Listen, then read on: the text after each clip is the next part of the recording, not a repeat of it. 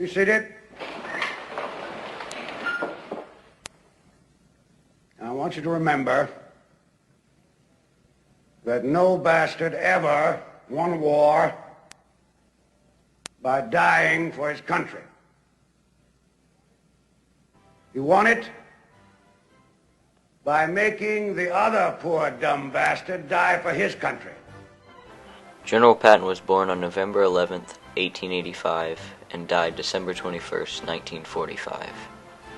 He was born into a military family and attended West Point, and saw first combat experience against Pancho Villa in 1916. General Patton served in the United States Army from 1909 through 1945. He fought in the Mexican Revolution, World War I, and World War II as a general.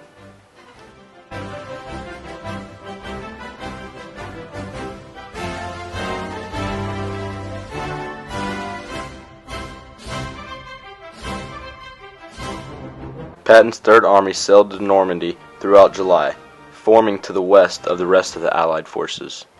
Patton implemented a strategy using speed and aggressive offensive action. His forces saw less opposition than the rest of the Allied forces did. Patton's army pushed through by using reconnaissance fire and the 50 caliber M2 Browning machine gun, which flushed out many German Panzerfaust teams which were waiting to ambush Patton's army. Patton's army moved at such a fast speed that they had to rely on heavy air reconnaissance and tactical air support. Patton's army had more military intelligence officers than any other army that were specifically used to designate airstrikes. Patton's G2 Colonel Oscar W. Koch supplied him with vast amounts of ultra-intelligence daily. Colonel Koch told Patton where to concentrate his forces and where there would be German counterattacks at.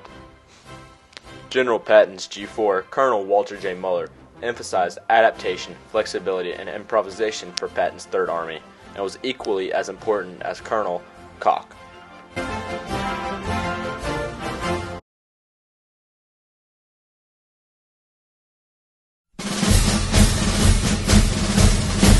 On August 31st, 1944, Patton's offensive came to a halt. The Third Army ran out of fuel, and Patton expected the theater commander to keep fuel and supplies flowing to support successful advances. Eisenhower, on the other hand, favored a broad front approach to the ground war effort. In late September, a German panzer counterattack was sent to stop Patton's Third Army, but was defeated by the U.S. 4th Armored Division at the Battle of Ericourt. German Field Marshal Gerd von Rundstedt launched a last-ditch offensive across Belgium, Luxembourg, and northeastern France in December 16, 1944. It took 29 divisions, totaling 250,000 men at a weak point in the Allied lines. General Dwight D. Eisenhower called a meeting on the morning of December 19th of all Allied commanders to plan a strategy in response to the German assault that was launched. At this time, General Patton's army, the Third Army, was engaged in heavy fighting in Saarbrücken, Germany. Patton guessed the intent of the Allied command meeting and ordered his staff to make 3 different separate operational contingency orders to disengage elements of the Third Army. At a separate meeting called the Supreme Command Conference, which was led by Eisenhower and attended by Patton, Bradley, General Jacob Devers, Major General Kenneth Strong, Deputy Supreme Commander Air Chief Marshal Arthur Tedder, and a large number of other staff officers, Eisenhower asked Patton how long it would take him to disengage 6 divisions of his Third Army and commence a counterattack north to relieve the U.S. After this conference, Patton left and said 2 words: play ball. This code phrase initiated a prearranged operational order with Patton's staff mobilizing 3 divisions. The 3 divisions that Patton ordered was the 4th Armored Division, the U.S. 80th Infantry Division as shown in the picture, and the U.S. 26th Infantry Division. Patton and General Bradley would then go on to meet on December 21st. Patton would start this meeting off by saying, "Brad, this time the Kraut stuck his head in the meat grinder, and I've got to hold the handle."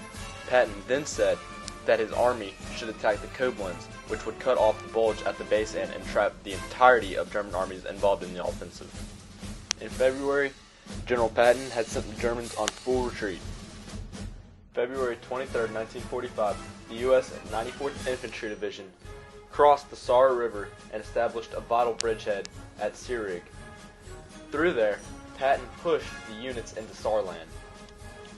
From January 29th all the way to March 22nd, Patton's Third Army took Trier, Koblenz, Bingen, Worms, Mainz, Kaiserslautern, and Ludwigshafen, killing and wounding 99,000 and capturing 140,000 German soldiers, which represented virtually all of the remnants of the German 1st and 7th Armies. Patton had sent Task Force Bomb, which was made up of 314 men, 16 tanks, and different vehicles, in March 26, 1945, 50 miles behind German lines to liberate a POW camp that was named Oak Flag and near Hammelburg, Germany. One of the inmates in this camp was Patton's son-in-law, Lieutenant Colonel John Waters. He was captured in North Africa. General Patton's Third Army fought in Normandy from August 1st, 1944, all the way to the end of hostilities, which was in May 9th, 1945.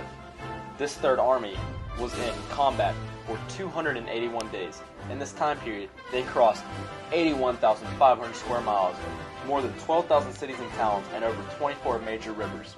The Third Army claimed that it killed and wounded and captured 1,811,388 German soldiers, which was 6 times its strength and personnel. This is remarkable in terms of military history. As stated earlier in the documentary, Patton died on December 8, 1945. Patton was down in spirits, so Major General Hobart Gay invited him on a pheasant hunting trip near Speyer.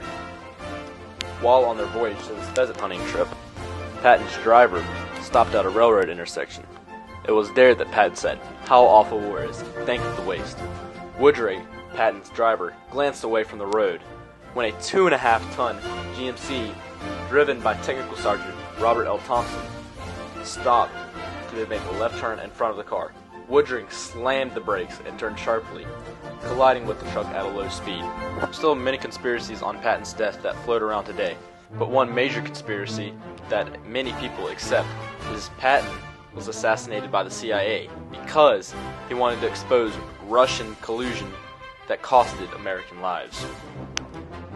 General Patton left behind a bright military legacy, which ranged from his aggressive attitude to his aggressive military techniques, all the way to his brilliant military techniques.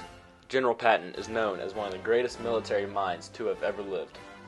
He is a great legacy to current military leaders and future military leaders.